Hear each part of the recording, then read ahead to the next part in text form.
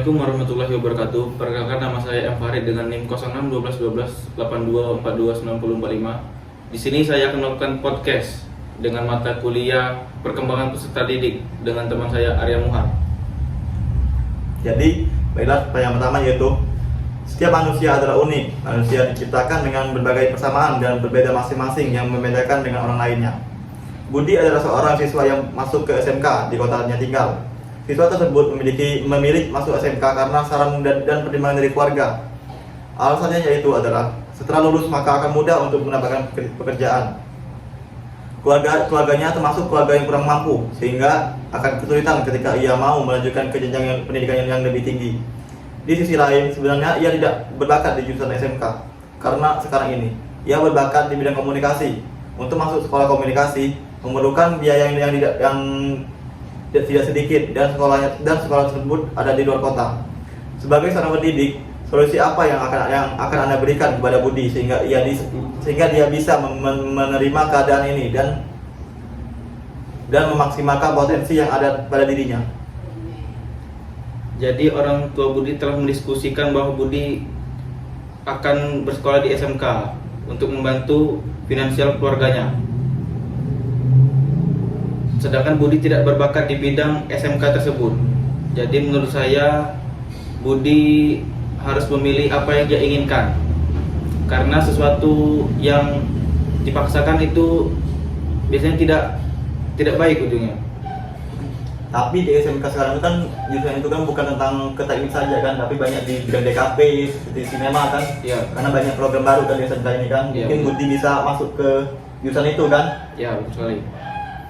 Nah, Terus saya ingin bertanya, apa yang seharusnya dilakukan Budi agar tetap bisa berkembang di jurusan yang bukan minatnya? biasanya kan di SMK itu kan biasanya ada organisasi. Jadi Budi ini harus ikut organisasi tersebut dan berbicara di depan umum, seperti dia jadi ketua di organisasi, terus memberikan apa ya? Memberikan pendapat memberikan pendapatnya kepada orang-orang di itu, atau bisa menjadi MC di acara sekolahnya di SMK tersebut. Karena di sekolah itu banyak kan kadang ada acara atau event gitu Ya, kan. betul. Jadi dia itu jadi MC di sana kan. Iya, gitu. Nah, terus tuh menurutmu bagaimana peran keluarga ini dalam menentukan masa depan anak si Budi ini? Sebenarnya keluarga ini berperan sangat penting dengan masa depan anak tersebut. Jika orang tua ingin masa depan anaknya bagus, maka orang tua harus mendisiplinkan anak sejak ia kecil. Contohnya tidur tepat waktu atau rajin ibadah, itu dapat membuat anak menjadi disiplin dan dapat menyusun masa depannya. Jadi kita tahu kan dari peran keluarga keluarga Budi ini kurang mampu kan. Ya. Jadi Budi ini harus bersekolah di SMK seperti itu kan. Ya, betul. Nah, terus tuh jika kamu berada di posisi Budi, apa langkah pertama yang akan kamu ambil untuk tetap bisa mengembangkan bakatmu dalam bidang komunikasi? Jadi kalau saya jadi Budi ya, saya akan kuliah di luar kota. Karena kan tadi itu soalnya mengatakan pendidikan tingginya berada di luar kota kan. Nah, jadi Budi bisa mencari beasiswa, dan untuk mengatasi finansial keluarga, Budi bisa mencari pekerjaan sampingan. Contohnya itu menjadi MC di sebuah acara di kota tersebut, atau mencari pekerjaan lainnya yang berhubungan dengan komunikasi. Jadi sambil bekerja dia bisa meningkatkan bakat komunikasinya. Jadi cara dia memanfaatkan bakatnya ini seperti menggunakan teknologi ya, seperti lewat YouTube, Ya, bisa atau jadi. TikTok, itu ya, kayak gitu. Ya, dia bisa menjadi konten kreator untuk memanfaatkan media sosial saat ini. Karena kan sekarang ini udah era modern. Nah, Dia bisa menjadi YouTuber atau TikTok. Udah. Jadi seperti itu ya pendapat dari tentang soal pertama tadi ya. Jadi lanjut pertanyaan kedua. Ada seorang siswa, sebut saja namanya Ari, merupakan seorang siswa SMK di sebuah kota besar di Pulau Sumatera. Ia merupakan seorang yang memiliki bakat di dunia teknik kan. Ya. Hanya saja ia orangnya itu tidak percaya diri, pemalu, overthinking. Ia selalu ragu akan keputusan dan tindakan yang ia buat. Ia takut keputusan yang ia buat akan ditolak oleh orang lain. Sebagai seorang pendidik, solusi apa yang Anda berikan kepada Andi sehingga dia bisa menerima keadaan ini dan memaksimalkan potensi yang ada pada dirinya? Jadi si Andi ini malu memukakan pendapatnya gitu kan. Solusinya Andi harus percaya diri, tidak takut akan pendapatnya itu ditolak. Jadi kebanyakan potensi anak sekarang ini tertutup oleh penolakan seperti itu. ya, dia takut untuk mengungkapkan pendapatnya. Jadi dia tuh tidak mau mengungkapkan pendapatnya karena takut komentar orang lain gitu. Jadi dia tuh terlalu pemikir terhadap apa yang dikatakan orang kan. Iya, terlalu memikirkan pendapat orang lain. Bisa jadi pendapat dia itu benar, tapi dia tuh takut mengungkapkan itu. Hal tersebut terpendam ya. Iya, terpendam. Tidak terkeluar. Iya. Nah, terus tuh dampak apa yang dirasakan dampak dari kasus tidak percaya diri ini terhadap potensi yang dimiliki oleh seorang anak?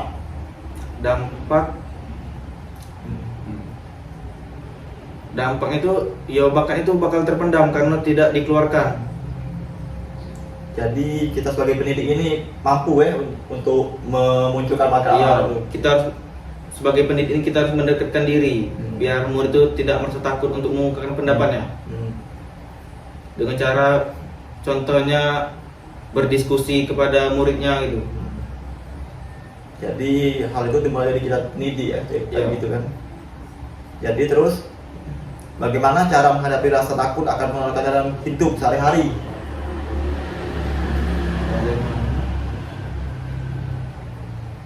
Jadi dia tuh mungkin tidak perlu mendengarkan kan kata orang lain kan. Jadi dia tuh cukup fokus dengan apa yang Ingin disampaikan ya? Mungkin kita lanjut ke nomor 3. Siswa SMK cenderung bersemangat ketika belajar yang bersifat praktikum. Sedangkan ketika teori, siswa menjadi kurang bersemangat, apalagi menggunakan hitung-hitungan. Ada pepatah teori tanpa praktik adalah lumpuh. Kemudian praktik tanpa teori adalah buta. Hal ini menegaskan bahwa pentingnya dua hal tersebut. Jelaskan bagaimana cara Anda sebagai pendidik membuat strategi pembelajaran yang dapat memotivasi siswa dan membuat pembelajaran menyenangkan bagi peserta didik agar pembelajaran teori dan praktikum dapat diikuti oleh siswa. Jadi teori dengan praktik itu tidak bisa dipisahkan gitu. Itu tuh suatu yang berhubungan. Jadi praktik itu dimulai dari teori. Kita harus memahami dasarnya terlebih dahulu. Kalau kita langsung praktik, tidak melakukan teori, bisa jadi praktik itu akan mengalami kesalahan atau kegagalan. Jadi kan teori itu ilmu dasar kan? Iya, teori itu yang pertama yang harus didapat oleh siswa kan? Ya, betul. Tidak mungkin mereka langsung ke praktik kan? Ya. Nah, tapi kebanyakan di Indonesia ini mengapa praktik ini lebih menarik dibanding teori? Karena umumnya itu teori itu bikin bosan, ngantuk gitu. Sedangkan siswa sekarang ini kan kalau dengar-dengar penjelasan itu jadi yang lesu gitu. Ya semangat. Iya, semangat. Jadi apa yang teori yang dijelaskan tidak masuk ke otak mereka Iya. itu kan. Nah, seharusnya kita sebagai guru bagaimana cara menjelaskan teori ini agar tidak membosankan. Dan kita tuh harus mencari gaya belajar yang ideal untuk murid gitu. Misalnya kan ada yang visual, ada yang auditori, ada yang praktik. Kita tuh harus menggabungkan ketiganya. Misalnya kita tuh berdiskusi atau ice breaking biar mereka tuh tidak bosan dengan pembelajaran kita tuh. Kemudian kebanyakan murid ini kadang tertekan dengan cara belajar guru kan. Iya. Yang mungkin dia tidak suka kan, itu malah tertekan juga kan. Iya. Terus tuh apa manfaat belajar teori sebelum melakukan praktik di dunia kerja ini? Apa manfaat Belajar teori. belajar teori? Manfaat belajar teori itu ya biar kita tahu dasar-dasar dari praktik tersebut. Terus juga tadi Arya bilang tertekan dengan pembelajaran kan. Terkadang tertekan saat pembelajaran tuh tidak selalu buruk itu. Dulu pas SD dulu kan ada guru MTK yang ngajarnya tuh marah-marah gitu kan. Jadi murid tuh takut kan. Nah, karena takut tuh mereka tuh jadi berpikir harus bisa biar tidak dimarahi oleh guru tersebut. Nah, jadi tidak semua yang tertekan itu buruk menurut saya. Tapi juga ya, hal tertekan ini tuh bisa berakibat negatif juga untuk siswa kan. Mulai dari siswa ini tidak mau masuk sekolah, minggat ataupun bolos dari mata pelajaran kan. Itu pun juga kadang jadi hal negatif juga kan. Iya, betul. Jadi kita tuh harus menerapkan cara belajar yang menyenangkan kan. Iya, gitu. benar.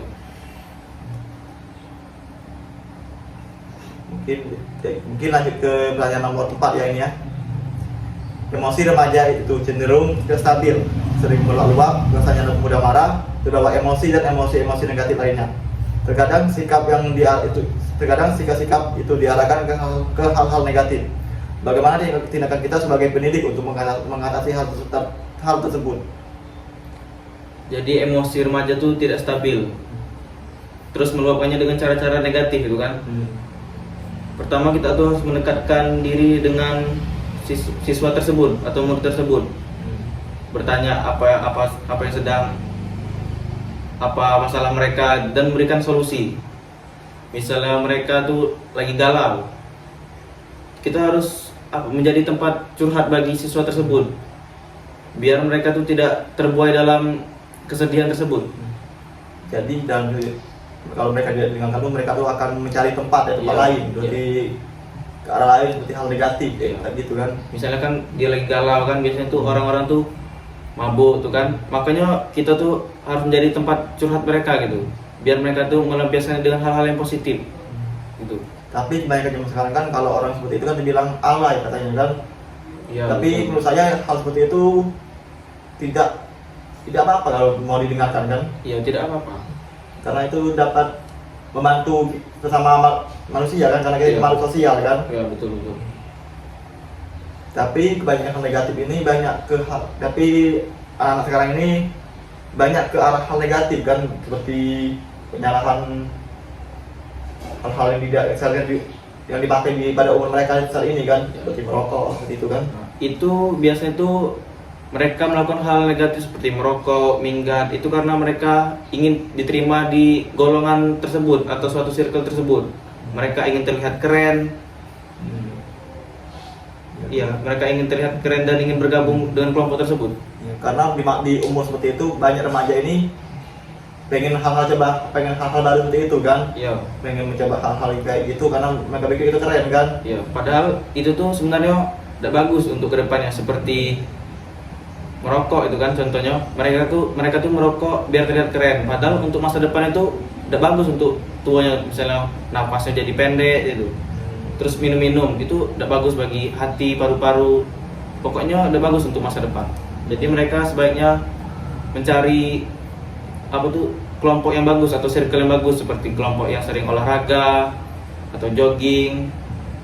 Terus tuh apa yang biasanya membuat emosi remaja ini meluap? Meluap dalam artian yang positif atau negatif? Di sini mungkin ke hal negatif mungkin. Biasanya mereka meluap dalam negatif ya. Banyak kan generasi sekarang ini generasi sandwich. Ya. Mereka itu kuat kecil mental kan. Iya. Jadi mereka itu banyak coba-coba hal yang negatif kan. Itu biasanya karena mereka penasaran. Jadi mereka itu ingin mencoba hal FOMO ya sekarang ini kan. Orang lain melakukan itu, mereka jadi ikut-ikutan. Padahal itu hal negatif. Tidak bagus. Ya. Nah, terus bagaimana cara mengendalikan emosi negatif saat sedang marah atau kecewa? Jadi kalau saya sendiri ya, kalau saya sedang marah itu biasanya saya diam gitu kan, menjauh dari kerumunan lain gitu, biar orang lain tidak terkena imbasnya tuh. Misalnya saya kan lagi marah nih kan, terus ada Arya yang misalnya nanya ke saya nih, kalau saya marah tuh emosi itu kan lagi tidak stabil tuh. Jadi saya memilih untuk menjauh dari kerumunan biar orang lain tidak terkena imbasnya gitu. Nanti takut tiba-tiba nanti malah jadi berantem masalah. gitu. Iya, betul. Jadi Padahal masalah. di sana orang itu sedang cuma bertanya Iya, saja padahal kan. orang itu tidak ada sangkut pautan dengan emosi kita tadi. Jadi itu bisa merugikan kita dan orang lain juga kan. Iya, merusak hubungan pertemanan juga bisa. Nah, terus tuh bagaimana kamu bisa menyalurkan emosi dengan cara yang positif? Kan lagi viral nih di TikTok nih kan, biasanya orang galau tuh kan nge-gym, jogging. Ya itu salah satu dengan cara yang positif itu. Misalnya dia lagi sakit hati, dia jogging gitu dengan pace 2 gitu, pace 3 kan, terus nge-gym. Dengan membentuk outer itu kan dia ingin membuktikan bahwa dirinya tuh bisa berkembang tanpa itu pasangannya itu lah. Jadi hal yang mereka kecewa tuh terkeluar kan Iya. hal positif tadi kan. Mereka tuh kecewa tuh sebagai motivasi. Kecewa tuh membuat diri dia jadi termotivasi. Mungkin terlanjut ke pertanyaan nomor 5. Nah, ini unik, hidup ini unik. Kita yang menjalani, Tuhan yang menentukan, dan orang lain yang berkomentar. Terkadang orang ini mudah sekali menilai sesuatu, padahal baru sekali lihat, baru sekali mendengar. Ia dengan mudahnya melakukan judgment kan, Ya. atau penilaian. Ada suatu cerita di mana seorang siswa sedang sedang menempuh suatu pendidikan di suatu kota. Orang-orang sekitarnya bilang bahwa dengan ia bersekolah tersebut akan memberatkan orang tua. Sekolahnya tidak akan selesai karena kekurangan biaya serta omong-omongan lainnya yang sebenarnya tidak enak untuk didengar. Jika kalian berada pada posisi tersebut, apa yang akan Anda lakukan? Kemudian, jika posisi kalian sebagai pendidik, nasihat dan motivasi apa yang akan kalian berikan kepada siswa? Jadi ketika saya berada di posisi tersebut, saya tidak akan mendengarkan apa judge dari mereka. Saya akan tetap fokus pada tujuan saya. Orang-orang biasanya hanya melihat hasil tanpa melihat proses yang kita lalui. Jadi menurut saya kita harus terus maju tanpa melihat ke belakang. Tapi kebanyakan di era sekarang kan banyak sekali, contohnya di pedesaan misalnya kan, Iya. masih banyak orang tua yang menganggap kalau pendidikan ini tidak penting kan, karena mereka itu lebih mengutamakan bekerja. Betul. Jadi biasanya kan di pedesaan itu kan minim akan teknologi, terus pendidikannya itu mohon maaf kurang lah kan. Jadi mereka tuh tidak bisa membaca pekerjaan di masa depan gitu. Sedangkan pekerjaan masa depan ini membutuhkan pendidikan yang tinggi. Jadi mereka menilai jelek lah untuk pendidikan ini. Mereka hanya tahunya bekerja seperti apa ya? Jadi mereka tuh mereka tuh bisa dibilang tidak berpikir kritis seperti itu. Iya, tidak memikirkan pekerjaan masa depan karena kan sekarang nih era teknologi kan, era digital. Jika mereka terus berpegangan untuk tidak bersekolah tinggi, mereka akan ketinggalan. Nah, terus tuh bagaimana perasaanmu jika orang lain menilai kamu tanpa tahu cerita sebenarnya? Apakah kamu akan marah atau apakah akan meluapkan atau akan membuktikannya? Seperti itu kan? Kalau saya diam saja terus akan membuktikannya dengan hasil. Iya, betul. Saya tidak akan marah, saya diam saja terus membuktikan hasilnya. Daripada kita berbicara nantinya takutnya akan salah keluar kata-kata seperti itu kan? Iya, betul. Nah, mungkin kita lanjut ke pertanyaan nomor yang terakhir kan, nomor 6, yaitu kata-kata motivasi apa yang paling mempengaruhi hidup Anda sehingga Anda menjadi lebih bersemangat dan berbahagia dalam menjalani hidup? Berbahagia. Mungkin yang bersemangat ya. Saya ingat kata-kata dari Madara, Naruto. Iya. Yang Pokoknya yang Madara bilang tidak ada aliansi. Tidak ada aliansi, patuhlah kepada Konoha. Saya dapat menyimpulkan dari kata-kata tersebut ya apa ya? Orang kuat itu kita tidak boleh jadi orang lemah karena kita akan ditindas. Jadi kita harus menjadi orang yang kuat akan ilmu pengetahuan, kuat akan finansial, dan juga pendidikan itu ya kuat akan hal yang lainnya. agar kita tidak bisa dipijak-pijak oleh orang. Jadi motivasi itu membangun mental lah, Iya. membangun mental. Jadi dari kata-kata tersebut membangun saya ingin membuat mental yang kuat. Yang dimana kita tahu materi ini juga mau dibilang tuh Villain terkuat di Naruto. Di Naruto. Iya. Tapi dia juga memberikan motivasi gitu, kayak Iya. gitu kan. Tidak semua villain itu jahat. Nah, dia pun ada hal baik juga kan. Iya. Gitu kan. Sekian podcast kami pada hari ini. Saya akhiri. Wassalamualaikum warahmatullahi wabarakatuh. Udah menit.